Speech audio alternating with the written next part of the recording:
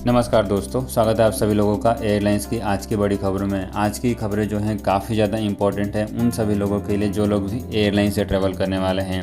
तो फ्रेंड्स, बिना किसी देरी के आज की वीडियो शुरू करते हैं और एयरलाइन से पहली बड़ी खबर की तरफ चलते हैं जो आ रही है विस्तारा एयरलाइंस से। आपको बताना चाहेंगे कि विस्तारा एयरलाइंस जो कि भारत की एक full service carrier airlines company है, वो यहाँ पर एक ऐसी फ़्लाइट को ऑपरेट करी है जिसके पूरे के पूरे पायलट्स और क्रू मेंबर जितने भी फ़्लाइट्स को ऑपरेट करने वाले क्रू मेंबर्स थे और पायलट्स थे, उन सभी लोगों को वैक्सीन की दोनों डोज लगी हुई थी।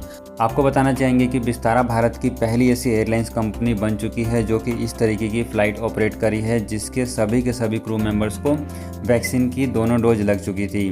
आपको बता दें कि यहाँ पर भारत की जितनी भी एयरलाइंस कंपनियाँ हैं उन सभी एयरलाइंस कंपनियों ने अपने एम्प्लॉइयों के वैक्सीनेशन का काम शुरू कर दिया है और अगले 1 महीने में ये सभी एयरलाइंस कंपनियां अपने सभी एम्प्लॉइयों को वैक्सीन की दोनों डोज लगा देगी। आगे बढ़ते हैं और अगली खबर की तरफ चलते हैं। अगली खबर यहाँ पर फ्रेंड्स थाईलैंड से आ चुकी है। आपको बताना चाहेंगे कि थाईलैंड जो कि एक टूरिस्ट डेस्टिनेशन कंट्री है जिसका पूरा का पूरा रेवेन्यू जो है वो टूरिज्म के ऊपर निर्भर करता है, अब यहाँ पर फिर दोबारा से थाईलैंड अपने अंतर्राष्ट्रीय बॉर्डर को शुरू कर रही है और दुनिया के दूसरे देशों से अपनी अंतर्राष्ट्रीय उड़ानों को चालू करने वाली है। अभी तक यहाँ पर थाईलैंड ने दुनिया के बहुत सारे देशों से अपनी फ़्लाइटों को बंद रखा हुआ था और टूरिस्ट लोगों के लिए तो पूरी तरीके से वहाँ पर पाबंदी थी, लेकिन अब यहाँ पर जैसे जैसे हालात सामान्य हो रहे हैं उसके बाद अब थाईलैंड फिर दोबारा से ट्रैवलर लोगों के लिए यहाँ पर अनुमति देना शुरू कर रही है। आ रही रिपोर्ट के अनुसार यहाँ पर थाईलैंड की गवर्नमेंट अगले 120 दिनों में अपने सभी फ़्लाइटों को, अपने सभी टूरिज्म प्लेसेस को फिर दोबारा से चालू कर देगी। इसके अलावा फ्रेंड्स अगली खबर यहाँ पर मॉरिशस से आ गई है। आपको बता दें कि मॉरिशस भी 15 जुलाई से अपने अंतर्राष्ट्रीय बॉर्डर सभी लोगों के लिए चालू कर रहा है। जी हाँ दोस्तों, यहाँ पर अब दुनिया के लगभग सभी देश जो भी टूरिस्ट डेस्टिनेशन वाले कंट्री हैं वो अपने अंतर्राष्ट्रीय बॉर्डर चालू करने शुरू कर चुके हैं। इसकी जानकारी यहाँ पर कई बड़े मीडिया चैनल्स की तरफ से भी दी जा रही है, यानी कि 15 जुलाई से जो लोग भी मॉरिशस के लिए ट्रैवल करके जाना चाहते हैं वो सभी लोग आसानी से ट्रैवल करके जा सकते हैं। आगे बढ़ते हैं और अगली खबर यहाँ पर फ्रेंड्स उन सभी लोगों के लिए जान लेते हैं जो लोग भी आगे आने वाले समय में यूएई के लिए ट्रैवल करने वाले हैं।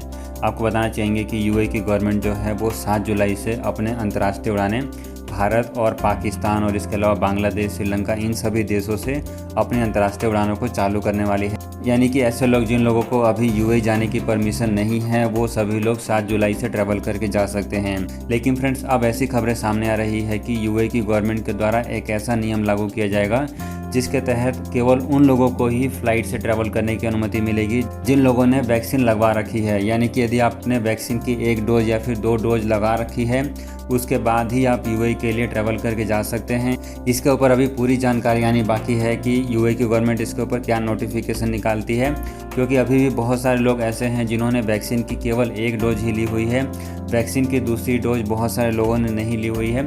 तो फ्रेंड्स यहाँ पर कुल मिलाकर यूएई की गवर्नमेंट जो है वैक्सीन को लेकर अवश्य ही कोई नोटिफिकेशन निकालने वाली है। तो यदि आप आगे आने वाले समय में यूएई के लिए ट्रैवल करने वाले हैं तो आप अवश्य ही वैक्सीन लगवा लें और कोशिश करें कि आपको वैक्सीन की दोनों डोज मिल जाए। यदि ऐसा हो जाता है तो आप यूएई ट्रैवल करके जाएंगे तो पहली बात आप वहां पर क्वारंटीन से बच सकते हैं, और दूसरा यदि यहां पर यूएई की गवर्नमेंट ऐसा कंपलसरी नियम लेकर आ जाती है कि केवल वैक्सीनेटेड पैसेंजर्स ही यूएई के लिए ट्रैवल कर पाएंगे तो आपको वहां पर आसानी होगी यूएई ट्रैवल करने के लिए। इसके अलावा फ्रेंड्स अगली खबर यहां पर वैक्सीन को लेकर आ चुकी है। आपको बताना चाहेंगे कि रसिया की वैक्सीन जिसका नाम स्पुतनिक वी है वो अब भारत में लॉन्च हो चुकी है। आपको बता दें कि यदि आप इस वैक्सीन की डोज लेना चाहते हैं तो दिल्ली, मुंबई, हैदराबाद, इन सभी बड़े शहरों में स्पुतनिक वी को लॉन्च कर दिया गया है।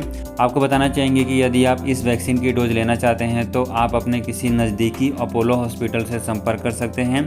इसके अलावा आप इस वैक्सीन की बुकिंग कोविन की वेबसाइट पर भी जाकर कर सकते हैं। फ्रेंड्स आगे बढ़ते हैं और अगली खबर यहाँ पर ओमान से आ रही है। आपको बताना चाहेंगे कि ओमान की गवर्नमेंट की तरफ से यहाँ पर भारत से फ़्लाइटों के बारे में जानकारी शेयर की गई है।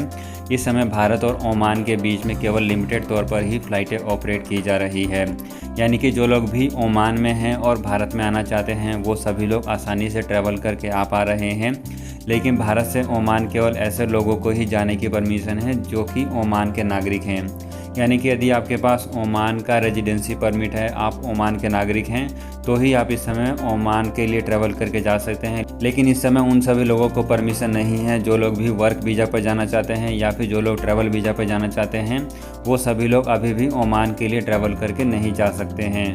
फ्रेंड्स, आगे बढ़ते हैं और अगली खबर यहाँ पर यूके से आ गई है। आपको बताना चाहेंगे कि यूके की गवर्नमेंट जो है बहुत ही जल्दी अब यहाँ पर अपने ग्रीन लिस्ट वाले कंट्री को रिवाइज करने वाली है। यानी कि अब ऐसे कंट्री को भी इस लिस्ट में शामिल किया जाएगा जहाँ पर कोरोना वायरस कम है। आ रही रिपोर्ट के अनुसार यूरोप के कई सारे देश ऐसे हैं जहाँ पर कोरोना वायरस काफ़ी कम हो गया है, जिसके बाद अब ऐसी खबरें सामने आ रही है कि जर्मनी, इटली, इसके अलावा और भी कई सारे यूरोपियन देशों को यूके की गवर्नमेंट अपने ग्रीन लिस्ट में शामिल कर सकती है।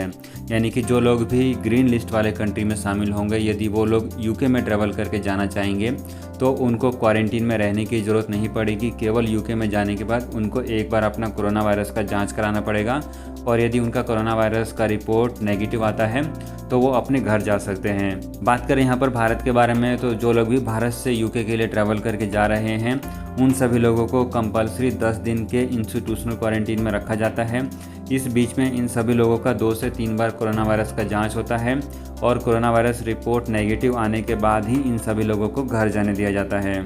इस समय यूके की गवर्नमेंट के द्वारा ग्रीन लिस्ट वाले कंट्रियों की जो लिस्ट है उसमें ऑस्ट्रेलिया, ब्रुनेई, फॉल्कलैंड, इजराइल, जेरूसलेम, इसके अलावा न्यूजीलैंड, सिंगापुर, जॉर्जिया जैसे देश शामिल हैं। लेकिन अब बहुत ही जल्दी इस लिस्ट को और भी बड़ा किया जाएगा और ऐसे देशों को भी शामिल किया जाएगा जहां पर कोरोना वायरस कम है और आप बोल सकते हैं कि कोरोना वायरस काफ़ी कंट्रोल में आ चुका है। फ्रेंड्स, आगे बढ़ते हैं और अगली अपडेट की तरफ चलते हैं। आपको बता दें कि यदि आप इस समय ऐसे कंट्री में ट्रैवल करके जाना चाहते हैं जिस कंट्री ने भारत से सीधी उड़ानें चालू नहीं करी हुई है या फिर उस कंट्री ने जो नियम बनाया हुआ है उस नियम के तहत आप भारत से उस कंट्री में सीधे ट्रैवल करके नहीं जा सकते हैं, तो इस समय बहुत सारे लोग ऐसे देश का सहारा ले रहे हैं जिस कंट्री ने भारत से अपनी फ़्लाइटों को चालू रखा हुआ है। वहाँ पर 14 दिन का स्टे कर रहे हैं और उसके बाद ही वो उस कंट्री में ट्रैवल कर रहे हैं जहाँ पर उनको ट्रैवल करना है। यानी कि फ्रेंड्स, यदि आप इस समय यूएस के लिए ट्रैवल करना चाहते हैं और यूएस ने भारत से सीधी उड़ानें चालू नहीं करी हुई है तो आप भारत से सबसे पहले कतर जा सकते हैं और कतर में आप 14 दिन का स्टे करके उसके बाद आप यूएस के लिए ट्रैवल करके जा सकते हैं।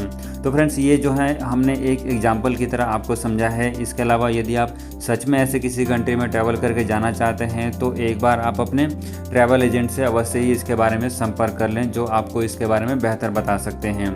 तो फ्रेंड्स, आज की इन खबरों में फिलहाल इतना ही रखते हैं। उम्मीद है कि आपको आज की वीडियो काम की लगी होगी। यदि आपको वीडियो अच्छी लगती है तो इस वीडियो को लाइक ज़रूर करें, दूसरे लोगों के साथ शेयर करें और चैनल के साथ बने रहें ताकि आपको ऐसी रेगुलर अपडेट समय पर मिलती रहें।